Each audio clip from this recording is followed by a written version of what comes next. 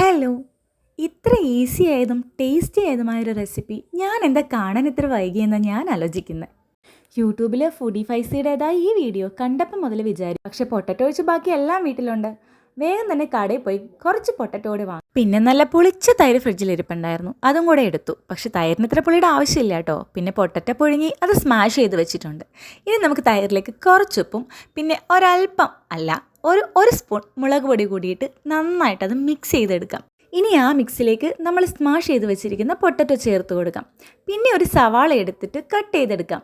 Cut ചെയ്തെടുത്ത സവാള കൈ കൊണ്ട് നന്നായി തിരുമിയെടുക്കണം. എന്നിട്ട് അതും കൂടെ നമുക്ക് ഈ മിക്സിലേക്ക് ചേർക്കാം. ഇനി അതിലേക്ക് ചേർക്കേണ്ടത് ഒരല്പം മല്ലിയിലയാണ് കേട്ടോ.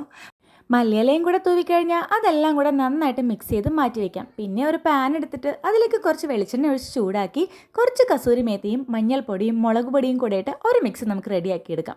എന്നിട്ട് അത് നമുക്ക് നമ്മൾ നേരത്തെ മാറ്റി വെച്ച തൈരിൻ്റെ മിക്സിലേക്ക് ഇട്ട് കൊടുക്കാം. ഇപ്പോൾ പേരറിയാത്തൊരു നോർത്ത് ഇന്ത്യൻ ഡിഷ് റെഡി.